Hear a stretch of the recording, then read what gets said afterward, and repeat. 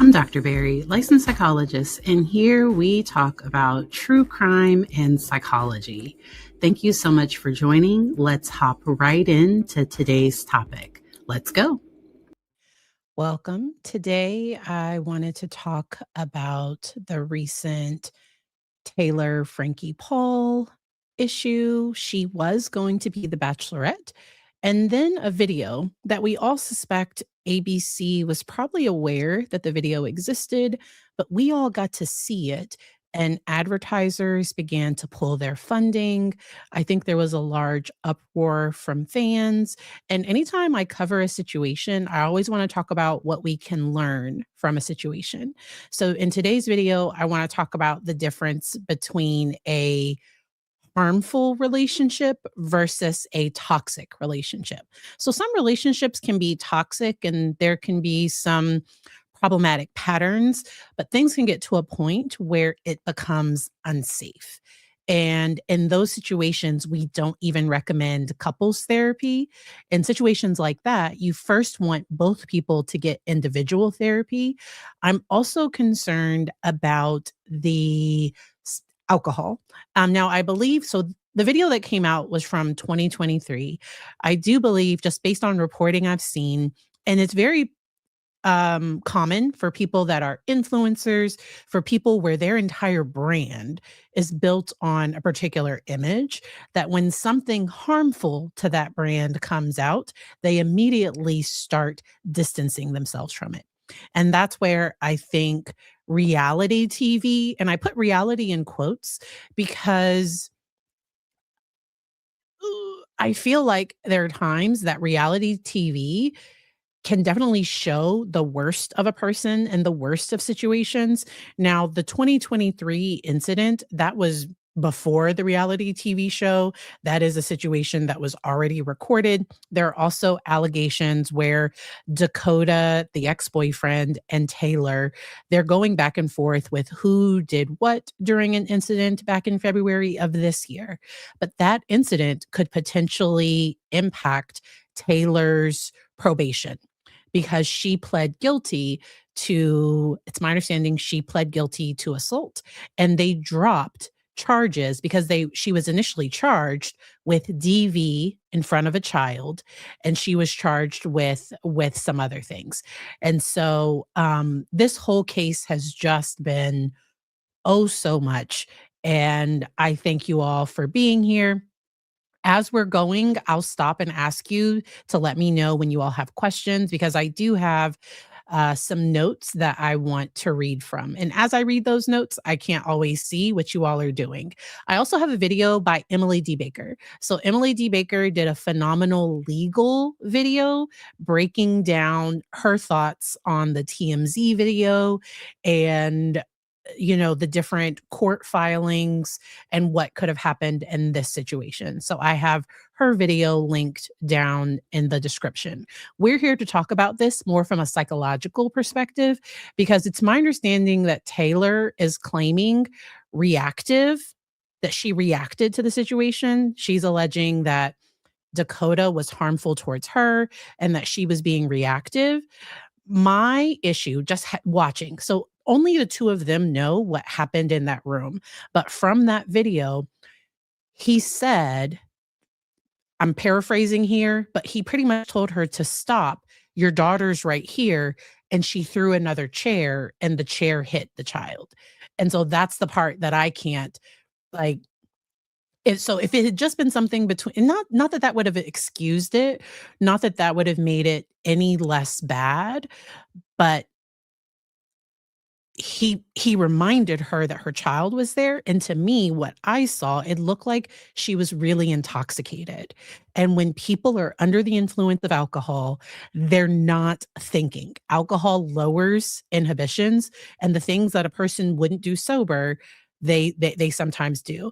Now, and I don't know how long they had been dating. I don't know whose phone number he could have had, because based on that video, I would have, if I had seen this whole thing, I would have had concerns leaving her in that state with the child, because she looked really, really intoxicated. Like that's how it looked to me. This is just general information. I'm just here sharing. And once again, I think sometimes we can learn something from situations like this because there will definitely be people that so, okay. I'm not even gonna get to the history. I think you all are here. I do have some information in the description that breaks down some of this information a little bit more. I want to hop right into what is aired on the show about Dakota and Taylor's relationship. To me, it seems like they keep coming back around to one another, and Dakota seems to want to say that Taylor's always gonna love him. And it reminded me, so there was an old R&B song, okay? So there's an old R&B song that goes, "Never gonna let you go away. You belong to me, and I'm never gonna let you go." That is toxic. That is super duper toxic. Never gonna let you go. You belong to me. Excuse you? Like, so the psychologist in me goes back to listen to like a lot of my R&B songs, a lot of songs that I used to really like, and then I go back and I listen and I'm like, that is toxic.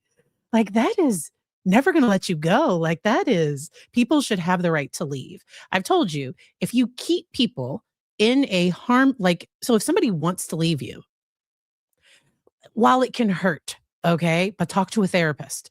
It can be troubling, but you don't try to get that person to stay if they want to leave. So the healthiest relationship is two people choosing to be together every day. I tell people, hey, if you want to be happy all the time, stay single. Want to be super duper happy all the time? Want to have your peace never interrupted? Don't have children. Don't stay single because that's how you can control your peace and you can control things. When you're in a relationship, there are going to be difficult times there, but there shouldn't be this level of just toxic. And okay, so I think it was season 4 of Secret Lives of Mormon Wives, I've seen clips where they seem to be insinuating that about a month before Taylor left for The Bachelorette, that Dakota spent the night. And during the filming of that show, right before she was about to go off, she invites some like guy over to make Dakota jealous. And these are just mind games. This is now the producers might have encouraged this, but she's trying to practice what it's like to be on the show and invites this random guy over, but she also has her ex-boyfriend, the father of one of her children there. Like it gives me the ick. Like it just causes me issues. It just causes me issues.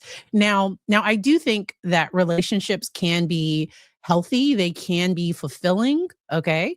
Um, so to me, happiness is based on what's happening. And so that's why I said if you want to be happy, like children do not bring happiness. Like it's you have to be fulfilled first. That because some people will think once I have this, I'll be happy. And it reminds me of Corey Richins and that she thought, oh, getting married, having children, that these things were going to make her happy, and that there was no amount of money, there was no amount of anything that really made her happy. Like you have to be fulfilled first. You really, really do. Um, and so let's see. So it's my understanding they're going to court. So it's my understanding there was something that happened in February. Let me see if I can find it. Um, Dakota and Taylor. So February 2026. It's my understanding that the police were called out to the house again, or like it's an incident where she alleges he did something, he alleges she did something, and they're going back to court. He filed for emergency custody of their child, and that was granted. She's not able to see that. It's my understanding she's not able to see that child until their April court date, but around February 24th and 25th. It's my like the spokesperson allegations have been made in both directions, and it looks like something happened in February of this year, and she's currently on probation, and all of this could affect her current probation. Okay, and thank you for mentioning this, Shy Gal. So this so reminded me of Sarah Boone, and how Sarah Boone still claims to be the victim in the relationship with George, but every time you look, like, at all the videos she recorded of her taunting him, of her berating him, and how she treated him, and even how she thought that suitcase video made it sound, because she tried to claim self-defense. I'm like, it's like, "Ma'am, no." Like, you call the sure, I guess if you had to, okay, he's in the suitcase and now you're afraid for your life, call the police. You don't go to sleep. And I think she passed out. I don't know that because I don't think she has memory of, like, walking upstairs and going to sleep. I think she was blacked out. "Hey, mama." All right. Yes. And I see a lot of comments about allegations and things that have been said, for them. And that's why I really wanted to talk about, and I have a video linked. So I did an old video on trauma bond versus a healthy relationship. And that was relating to the case out of Virginia, the nanny. So, the nanny and the husband that plotted together to unalive his wife, um, that Brendan Banfield and Juliana Mangala, I can't say her last name. Um, I did a video talking about that situation and the difference between a trauma bond and a healthy relationship. When I look at the relationship between Dakota and Taylor, if I was the therapist of either one of them, I would be saying, "Run, heal yourself." Like, and now I don't tell people to break up with people. I don't tell people to not go back to their exes. The thing I try to ask is, I think there's a part of you that's hurting, that feels comfortable in this relationship, but, like, what does the healed part of you say? Because often the healed part is like, "Oh, yeah, I would want a healthier relationship. Yes, I understand this relationship isn't healthy, but there's a part of this relationship that feels familiar. There's a part of this relationship that feels comfortable. You kinda know what you're getting in this other relationship, and maybe there might be something about the attraction, there might be something about the intimacy, but to me, there's no amount of cute, but he was cute though, but she was cute. There was no amount of intimacy that justifies this level of toxicity." I would be encouraging both of them to focus on themselves and move forward. Um, and I don't know if with Taylor, if there's any videos of her drinking, because from that incident in 2023, she was not supposed to be drinking alcohol at all. So unfortunately, my outpatient caseload stays fully booked. And so that's why I share these educational videos here. So I am not accepting new therapy clients, but finding a good, and I don't do couples therapy, because I do want to talk about a type of therapy called emotion focused therapy. It's EFT. And it can be a really helpful type of therapy. Gottman, so the Gottmans are like, they've written books. I probably have their marriage clinic book. I do. It's right here. So John Gottman, this is a very old book, but I took a class on marriage therapy. I don't like it. Because sometimes I might be working with a couple and I might really want to be like, this is this is I like individual work, and then I refer people to marriage. Marriage work it's to me, it feels exhausting. I would much rather work with children. I would much rather work with families. I've partnered with my client and their partner to, like, help explain trauma symptoms, or to help explain their mental health diagnosis, or to help them manage a small conflict. But if it's something major, if it's going to need ongoing care, I refer them out to somebody else, because I I can't. Now, I have clients that they do individual therapy with me, and then they have couples therapy. And there are times where their couples therapist is like, okay, they encourage them to work on not taking out their emotions on their partner or something. And that's something that we can work on individually.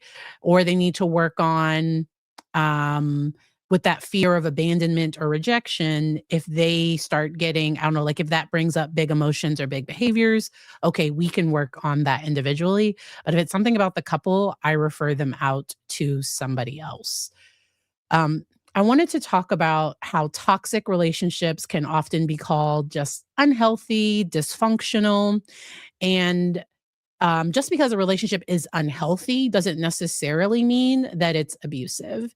And so within a toxic relationship, there can be poor communication, emotional immaturity, frequent conflict without resolution, codependency, like an over reliance on one another for their identity or self worth. There can be jealousy or insecurity, or there can be this emotional draining. This is often led by insecure attachment styles, and so that's where individual work and couples work can sometimes be helpful to help people work through, because sometimes we replay a lot of our childhood patterns. Um, I think I saw it online where sometimes what a person is attracted to might be based on some harmful things from their past. And so to them, love might feel like it might be chaotic and inconsistent. And for me, I need love to be stable. Marriage is extremely hard, and it is very, very hard. Very, very hard. I am gonna be covering the Courtney Clenny case because she is also going to be claiming, self-defense. And I think some of the videos of when her boyfriend, when he was trying to leave her, she would become physically violent towards him. And so, and she's but I and she would often be very, very intoxicated, extremely drunk. And I wonder if the jury is gonna see that video, because I think it was, like, the day after he died or the day he died. I think Courtney Clenny was in a bar, like, drinking a whole bunch of alcohol. I don't know. Like, I thought, if memory is serving me correctly, it was either that night or the next night, like, she was drinking. And so, um yes, yes, yes. Toxic can be used way too much. And so that's why we are breaking this down a little bit more. And so I think together, it's just not like I get how people so my concern with Dakota, so I think Dakota wants Taylor to still be in love with him. And that was from prior videos. That's from prior things. I personally question his decision to release this, knowing The Bachelorette was coming out. But this is still something that happened. This was something ABC had.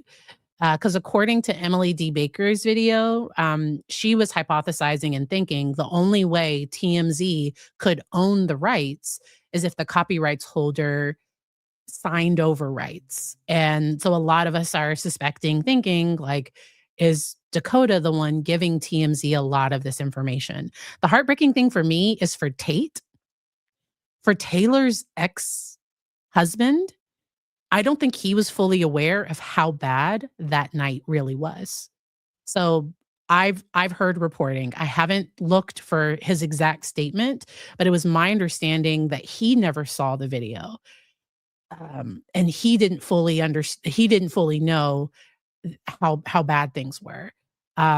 Reporting I saw, he didn't think his daughter was hit at all. And based on that video and her crying and what you see in that video, it does look like one of the children was hit.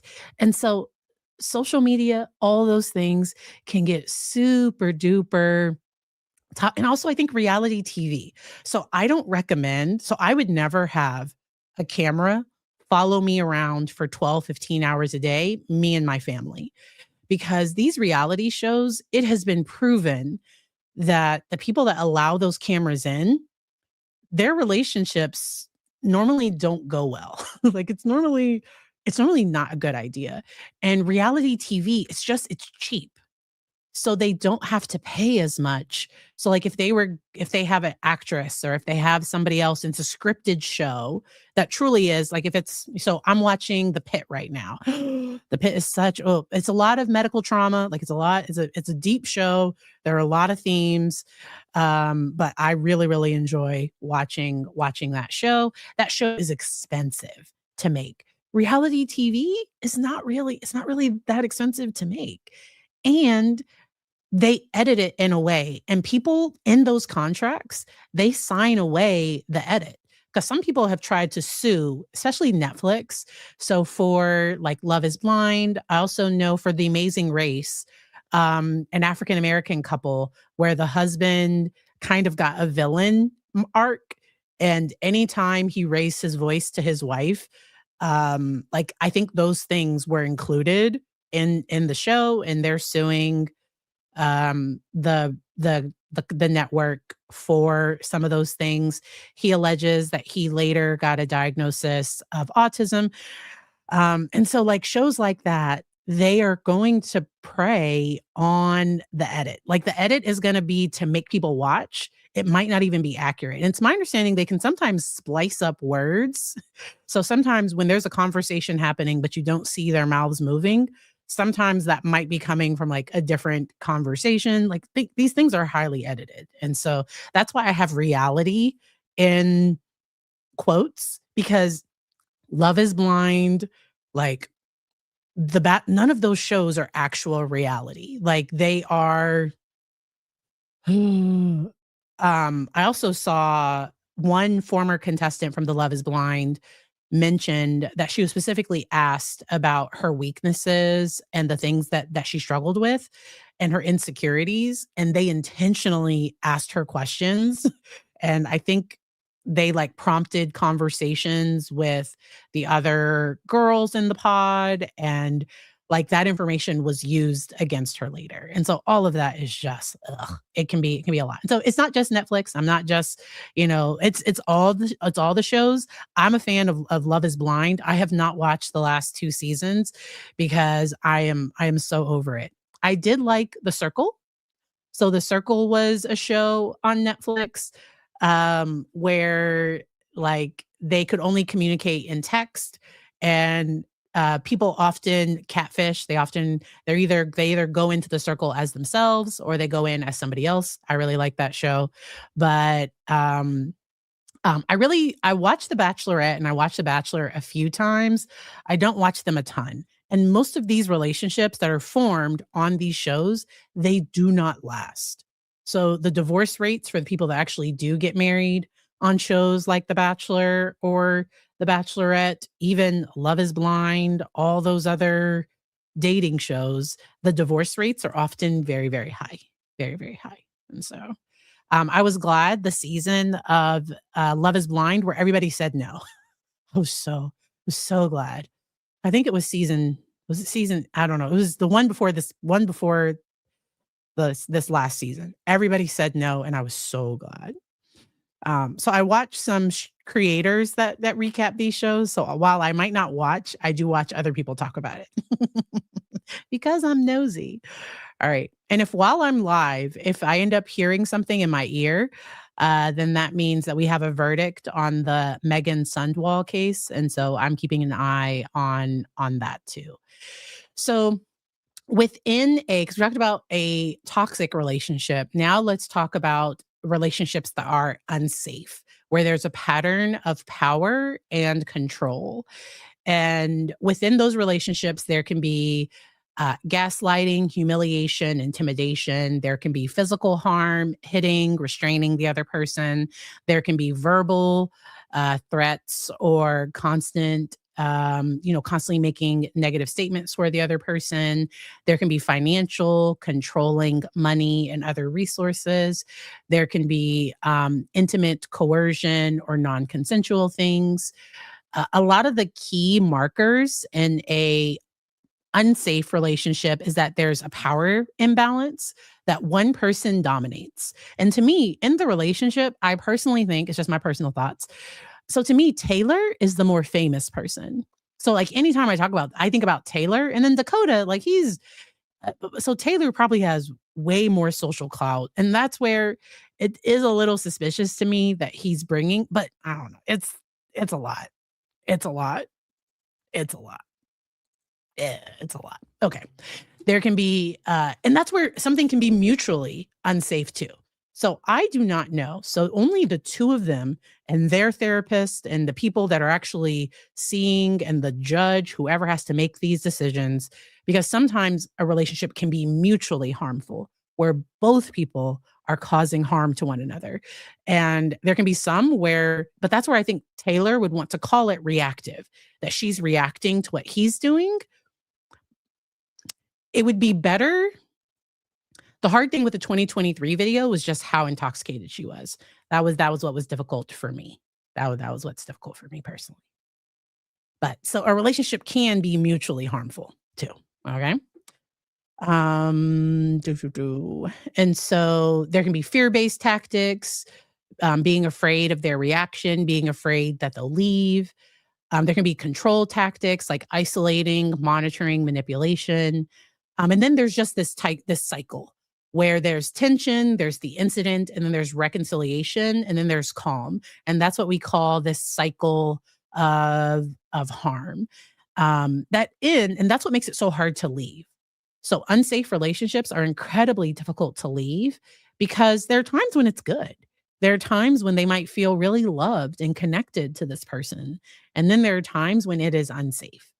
And there's constantly this cycle of things are good, tension builds, there's an escalation, there's reconciliation, then things are good, tension builds, and you just kind of keep looping around this cycle.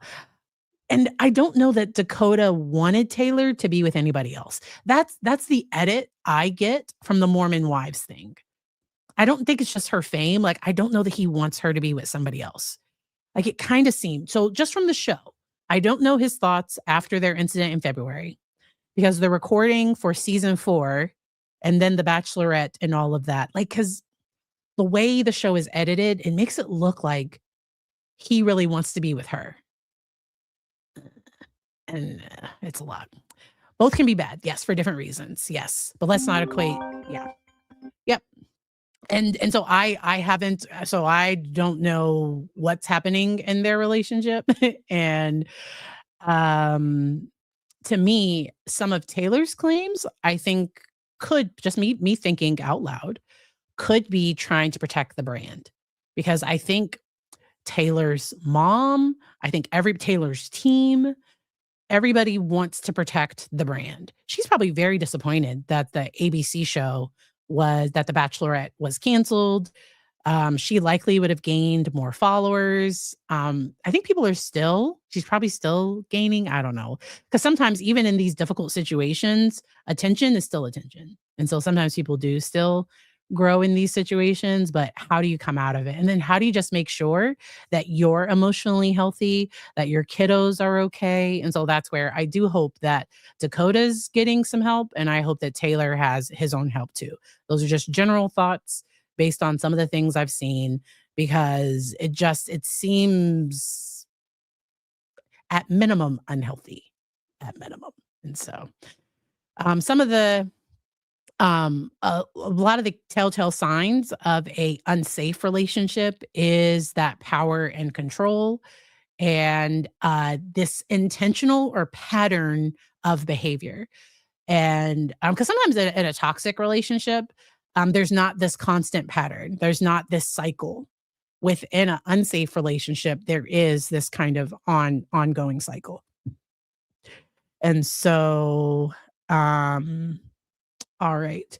I did just want to talk about alcohol and female perpetrators, because that came up with Sarah Boone. And so alcohol does not cause abuse, okay, but it does lower inhibition and impairs judgment, which can make underlying issues surface like aggression. And so physiologically and psychologically, this disinhibition that happens with alcohol, it reduces the brain's ability to regulate impulses, particularly within the prefrontal cortex. When a person drinks alcohol, the emotions are amplified.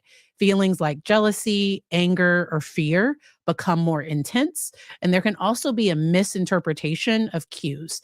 And that's not at all meant to excuse but it's just, it helps us understand what can happen and why I often recommend to my clients that are in kind of, if they're in like a toxic relationship, I often recommend, hey, don't stay away from alcohol. And it can also reduce problem solving. So if a conflict does escalate, a physical reaction can it can happen. And this is really salient for people with prior trauma, poor emotion regulation, or unresolved relationship conflict. And so alcohol can be a catalyst. It's not the root cause. So it can like, but like it's not the cause of it.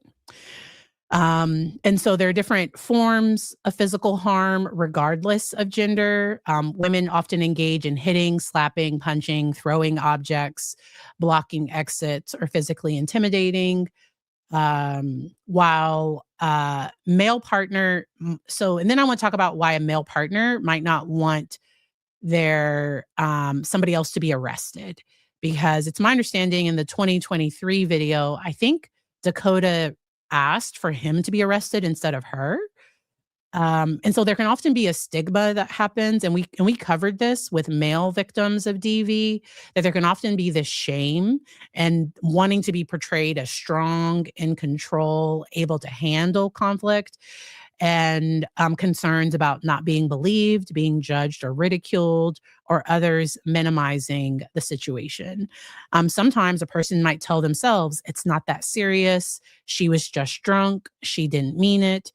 And then also there can be this emotional attachment or trauma bonding where, this cycle of conflict, harm, remorse, affection, where this cycle just kind of keeps happening. And instead, they might try to focus on who the individual is when they're not intoxicated, or their apologies or guilt after. Sometimes a male might also want to take on a protective or caregiving role. They might feel responsible for their partner's well being. They might be worried about the legal consequences. They might be concerned about them losing their job, custody, or stability. There can also be a fear of escalation, that if law enforcement does get involved, that things will just get worse. And there can also be those legal concerns of being misidentified as the aggressor. There are some states that have mandatory arrest policies if they respond to a call. Um, and sometimes there can be a lack of resources for male victims. And we talked a lot about male victims in my videos talking about George. So George Torres in the Sarah Boone case, he was the victim in that case. And I just really wanted to highlight, because it was so clear that Sarah had this pattern of degrading him, beating him down, controlling his citizenship documents, his ID, and, controlling everything. And often people might think, why doesn't this person just leave? And it's not that simple. It can often be hard. And so we did talk about that there. Thank you for clarifying that it was a neighbor that called the police in that 2023 incident. Like I said, and and and and I'm not here to justify. We are here to talk about the psychological aspects and what could be happening in situations like this. Okay. So there are some times when couples therapy can be helpful. And that's when both partners are ready to acknowledge that there's an unhealthy dynamic with no denial or blame shifting. So when I did work with couples in the past, I would often have them both talk about what they're willing to do different in the relationship. Because it's real easy to point the finger and be like, he needs or she needs, like it's really easy to point the finger, but I would have them focus on themselves first. When I do family therapy, I take the same approach, because often parents are like, this kid needs to stop doing this, or they just did this. And so I have the parents talk about what are they willing to do different. And then I work with the kids on what, they're going to, because relationships, families are systems, and even an unhealthy system can still kind of function in an unhealthy way. Like dysfunction can function where this pattern continues to go until somebody decides to set boundaries, until somebody decides to disengage and say, I'm getting off of this wheel. I'm not engaging in this anymore. That can sometimes be unsafe because one of the most dangerous times in a unsafe relationship is when somebody decides to leave. And so that's where sometimes people have to move in silence. They have to have safety plans in place. And I have a lot of other videos where I've talked about that more in depth. So therapy can address any codependency patterns. Um, and codependency is like over functioning in the other person's life and under functioning in your own life. So being so over concerned about like what they're doing and what they need to change and not, managing your own emotions, not thinking about what you can do. So being so dependent on that other person to fulfill every need and not taking steps to like, hey, these are some things I can do that make me happy. I have to fill my cup first. Often in relationships, people can feel empty and kind of expect their partner to anticipate their needs, to meet every need, and that can be unhealthy. No one person can ever meet every single need. Um, and so knowing what fulfills the self can be really important. Therapy can also address attachment styles and emotion regulation skills. And I'm going to talk a little bit more about emotionally focused therapy a little bit later. So, when couples therapy is not helpful or when it can actually be harmful. And so, if there is ongoing physical or emotional harm, if there's fear, intimidation, or control, if one partner is unwilling to be honest or accountable, or if there's active substance abuse with no effort toward treatment. In these situations, joint sessions with a couple can actually give the harmful partner more insight into vulnerabilities to exploit and make things worse. Joint sessions could silence the other partner, and it could also create this false sense of progress while harm continues. And so often in situations where there are those factors I just mentioned, individual therapy and safety planning are what we do first. Okay? And so emotion focused therapy, that is a well researched, structured form of couples therapy grounded in attachment theory. And it's working on emotionally connecting and attempting to reconnect in more healthy ways. And so it's often asking what's underneath the conflict. Is there a fear of abandonment, fear of rejection, need for assurance, safety, and closeness? What's the underlying thing? And then once again, there has to be safety in the relationship before you do this work. And both people have to be willing to look at themselves and be honest in the relationship. Um, and so the core idea is that there are these negative cycles. And if we can address the cycle, things can be healthier. It helps identify emotional triggers beneath conflict, build emotional awareness and expression, restructure interaction patterns so that they're more healthy, and strengthen a secure attachment. And so going from blame to vulnerability, from reactivity to reflection, and from distance to connection. That's the goal of EFT. But the first start is safety first. There, you have to assess the immediate risk and develop a safety plan. And sometimes what's most helpful is individual therapy. Each partner might need a private space to work on things before, without any pressure to fix the relationship. Because what might be most helpful is maybe these two people just don't need to be together. I'll never forget when I was talking. So before I met my husband, um, I there was this individual that we would go out to eat, and I love food. I absolutely love food. We would have a lot of time. We would go out to eat, but he liked to argue, but not like a friendly banter. Like he liked to get a reaction out of me, and I would allow. Like I would, and now I wouldn't yell, scream, but it was it didn't feel healthy to me, and so it got to a point where I was just like, "Hey, let's not even be friends. Like, let's find our meals elsewhere. Like, let's do that someplace else. And so I do just hope that both people end up getting some help. I hope the kids are okay, because no matter what, they will have to learn to co-parent. And I didn't say anything, I don't think, to defend him. So it's totally fine. But I don't think I said anything. So I was talking in general about what can happen in situations like this. And so and really just trying to give the audience helpful information just in case somebody is in a difficult situation, because there is a type of therapy that can be helpful, that can help people move forward. So that's it for this one. I will see you all later today. Oh, there are people in the comments. Okay, cool. There are people in the comments going back and forth. No worries. It is what it is. And I hope y'all enjoy the rest of your day. I will be live again 6 p.m. today. If we have a verdict in the Megan Sundwall case, I do believe the jury has through today to finish that case. So I am definitely keeping an eye on that one. And then tomorrow, I'm going to be live with Courtroom Confidential talking about the case out of Hawaii. Y'all know I'm bad with names, but it's the hiker, the husband that's charged with attempted murder of his wife who survived the attack. And he's alleging self defense. And I'm interested to hear his testimony. I'm interested to hear her testimony.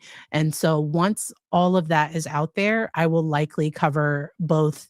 I'll cover his testimony, I'll cover her testimony, and we'll just kind of talk about where things fall. Because I do think it's going to be up to the jury to decide. I do think her injuries are really bad. And there are a lot of details in that case where I don't know. So, but I'm going to keep an eye on that one. I will see y'all next time. I hope y'all have a good one. Bye.